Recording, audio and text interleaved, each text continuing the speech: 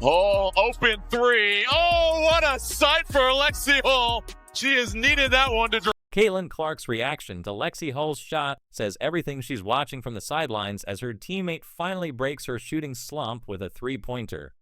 But that's just the beginning of what became one of the most dominant performances by the Indiana Fever this season. Without their star player and without any true point guards, this team was supposed to struggle. Instead, they delivered a masterclass in resilience that has playoff implications written all over it. The Chicago sky never knew what hit them. Comment Fever. Show down below to show your support for Lexie and the Fever. Let's go. We're back home, baby. Let's go. Back in the W column. Well, I got your challenge. That's a big job, baby. Point guard.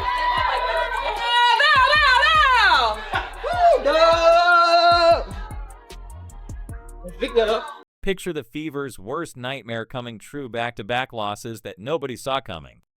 The team was riding high after dominating teams during the start of their West Coast road trip. Then Phoenix and Los Angeles knocked them down hard. These weren't just regular losses. These were the kind of defeats that make you question everything about your playoff chances. Obviously we lost our last two, but I don't know, that LA one felt good for us because we didn't quit. And then, life happened the other night at the Valley, so we could have looked at it like, oh, woe is me, and, we don't have enough players, and we didn't. So shout out to our group for just staying confident and staying ready because, it's a professional league and we have to be ready and we can't make too many excuses about it because no one's going to hand us anything. So we might as well look at it for what it is and keep showing up. The team was already dealing with Caitlin Clark being out since July 15th with quad and groin injuries. No timeline for her return, but then things got so much worse during that Phoenix game.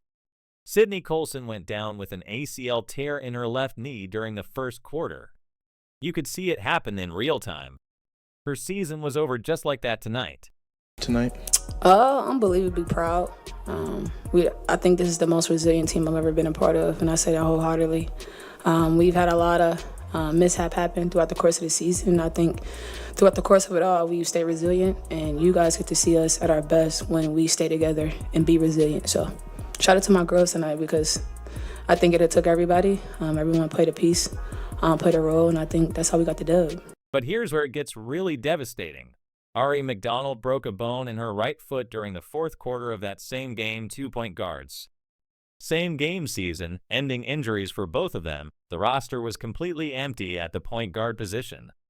Let's talk about what this actually means. No team in the WNBA wants to face a game without their floor general. But losing your backup too, and the backup to the backup, that's basketball nightmare territory. You guys are unfortunately kind of familiar with injury updates this season, but I imagine yesterday's was probably pretty tough. Just what's the reaction been from you guys, the players, the coaches, to losing Sid and Ari? Yeah, first and foremost, just brokenhearted for them. They're two really good people that you hate to see this happen to.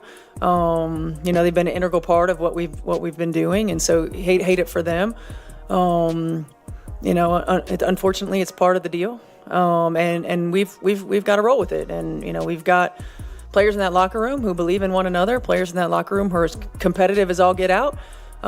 We've got versatility, and it's going to have to be on full display.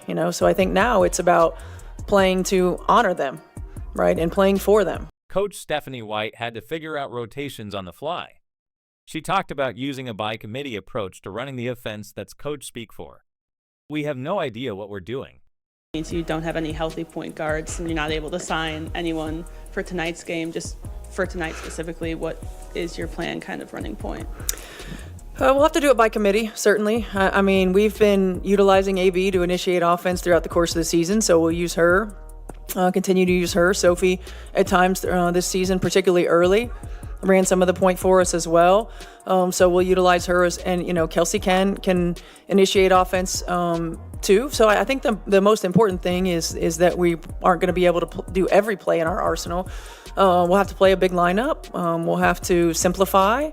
But we've got players who are capable of getting us into offense, and we'll utilize them in such. Fans started questioning if this team could handle real adversity.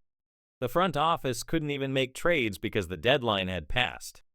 They were stuck with what they had. Chicago Sky probably thought they were catching. Indiana at the perfect time, wounded, desperate, and missing their biggest star. The Sky had lost to the Fever every single time they played this season. This looked like their chance to finally get revenge. But here's what the Sky didn't know about this Fever team. They've been building something special all season long. This wasn't going to be another collapse story. This was about to become a masterclass in team basketball and pure grit. The stage was set for someone unexpected to step up and change everything. Williams going to have to hurry. Off the dribble, rolls out. Hall, open three. Oh, what a sight for Lexie Hall. She has needed that one to drop. Lexie Hall catching fire. Now Chicago just needs to get it a little bit more settled here in the half court. Nurse loses it. Mitchell 2-on-1. It's a foot race. Mitchell to Cunningham. Cunningham right there for two more. Lexie Hull had been trapped in her own head for weeks. Shot after shot clanked off the rim while her confidence crumbled. This wasn't just a bad game or two. Hull was going through the worst shooting slump of her professional career. She went 2 for 25 from beyond the arc over the last 2 weeks leading up to this Chicago game. Her mother hadn't seen her daughter make a three-pointer since August 1st against Dallas. What was kind of the last month like? How do you stay out of your head or listen to the right people? What is that balance like? As you know what you need to do. Take us kind of what's that like? Yeah, I mean, I think for me, it's focusing on doing the right thing, taking the right shots, being in the right place, focusing less on the outcome of things. Missed shots happen. It's going to happen in everyone's career. And to just really focus on getting the next good one. I think that's the whole mindset, and we know we have confidence in every single person and every shot that they take. So, just keep shooting. Whose shooting struggles had reached painful levels. She was missing open looks that she normally drains with ease. You could see her hesitating on shots she used to take without thinking twice. Her natural shooting stroke was being replaced by doubt. Every missed three-pointer added more pressure. She was creating a mental prison where overthinking took over instincts.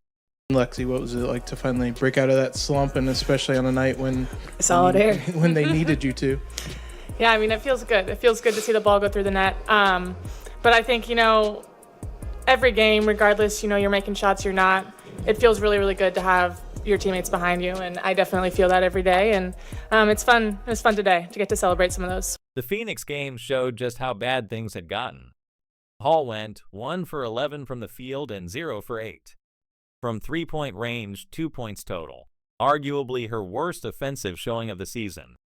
Her teammate Kelsey Mitchell had an emotional moment with Hall after that game. She told Hall she was going to count on her for what she brings to the table every night.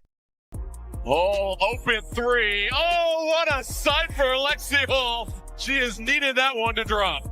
Hall benches up. Caitlin Clark with a big grin. Then came the moment that changed everything against Chicago. Hall stepped into her first three-point attempt with Caitlin Clark watching from the bench. The ball left her hands with that familiar rotation. It arced through the air and swished through the net. Clark jumped up in pure joy from the sideline. You could see her celebrating like she had just made the shot herself. Again, no Sydney Colson out for the year with the ACL tear. Lexie Hall, though, the bucket and the foul. He's dealt with so much scoring adversity lately. Yeah, terrific baseline execution. She comes off the curl. Tell you what, this Fever team is going to be very dangerous, no matter the roster. Oh, Lexie Hall! Heat checking her napalm era right now. That single shot broke the dam. Hall's confidence came flooding back as she started hunting for her next opportunity to shoot.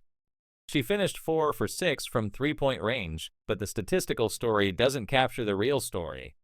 You were watching a player rediscover her identity in real time. Hall was moving without the ball again. She was making the right reads and playing with freedom. Lexie, that final three-pointer kind of felt like the perfect end of that night. Just if you could just talk to me about the celebration, how much of a relief that was for you, just kind of to punctuate it like that. I mean, it's fun. The crowd was behind us today. It's fun to walk out of the gym on a high note and on a make. And I saw the time going down, so I was trying to pull out my inner Kelsey Mitchell. Polls plus 22 rating showed her impact went way beyond just scoring 17 points in a season. High performance proved that sometimes all it takes is one shot to change everything. Her teammates celebrated every make. Aaliyah Boston threw up the three-point sign with both hands. Sophie Cunningham wrapped Hull in a hug. Chicago had no idea they were about to witness a complete team demolition. Crazy that I'm like, when the song comes on, just like it's all there. Like you just gotta believe it, and I think Lexie knows that we believe in her. Our last game in Phoenix, I think we all were just a bit emotional about everything, and I think me and Lexie had an emotional moment because no one shot well, and I want her to know that we gonna count on her for what she brings to the table every night, and I'm gonna always stand by my teammates, so you never have to worry about it. Kelsey Mitchell had never been asked to run an entire offense before during her WNBA career, but desperate times call for desperate measures. Mitchell built her reputation as a pure scorer. She averaged career highs in points, but minimal assists throughout her career. This was a player who lived to put the ball in the basket. Yeah, Kelsey, you obviously had to play out of position tonight, kind of filling that point. You had a season high 8 assists. Just how did you try to embrace that for this game and kind of? Oh man, I haven't played point guard. I was telling the girls I haven't played point guard maybe since college, and so that was different. But I think it brings out the vulnerable side of me, the leadership in which I need to keep getting better at and keep growing at. I think being in this PG position kind of helps with that. And I think I believe in my team. So seeing my assists, go up is just because of these girls. We have an unbelievable chemistry when it comes to, seeing and reading each other. So I think they made me look good tonight. Playing point guard means sacrificing your own shot, attempts to set up teammates.